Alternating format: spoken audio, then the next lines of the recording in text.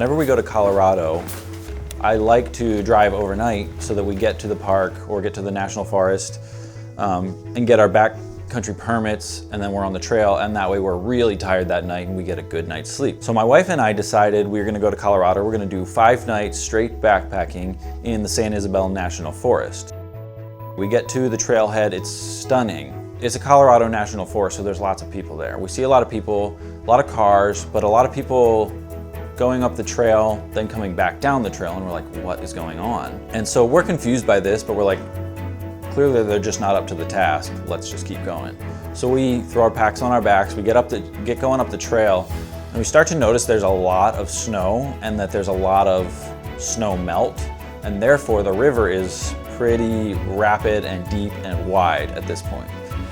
There's still snow in June on this trail in Colorado, and so we know generally where the trail must be, but we cannot see it because of the snow. And it's gonna be hard to cross the little river stream. So right now we're just trying to not get too wet because it's starting to rain, and to find a good place to cross the river. But that doesn't deter us because I've been on this trail before. I've done this site before. It's the Windsor Lake Trail in San Isabel National Forest. We keep going and we're looking at the map, and we realize at some point we have to cross the river to catch the trail that goes up to the lake. And so we try and find a good spot, and we just can't find a spot that I see is safe. It's just really fast moving and pretty deep and a little too wide. With a full pack, it's not doable. So my thought is maybe we can just keep going on this side and find a route up to the lake. And so we keep going. My wife is beginning to become a little bit skeptical of the route, and it's also starting to rain. So we lost the actual trail because we had to cross the stream, which we could not cross. And just hoping that we're going the right way. I was feeling lightheaded. She had a headache. And then a thunderstorm. And a thunderstorm rolled in. So we set up our tent probably like a third of the way up to Windsor Lake. Didn't even get up there because we don't think we can. But I'm like, no, we can do this. So we keep going. Soon I start feeling lightheaded. She starts feeling dizzy and has a headache. I'm like, you know what? Let's just set up camp here. We're gonna camp here. We'll see if we can get up there tomorrow and we'll be good. So we set up camp. She lays down and she just can't shake the headache or the the nausea and the dizziness. I'm doing okay by this point, and so I start to film some things, get the shots that we want to get.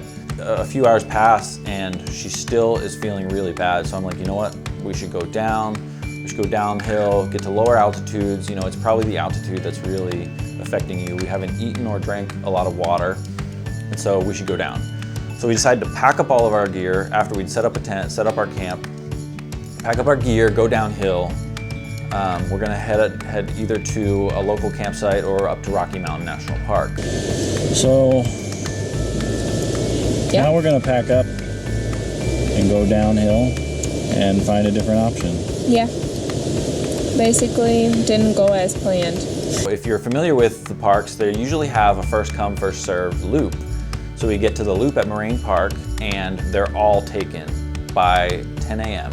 And we're like, no way, this just doesn't happen. And I'm like sure of my plan. I'm like, this is foolproof. I know we're gonna get a site. We don't get a site, so we have to go outside the park, find just a regular campsite that everyone goes to, and it's noisy and there's a lot of light. So 2 of our options are now gone. Like, we're on our 3rd option here, while she's still feeling a headache and nauseous and dizzy.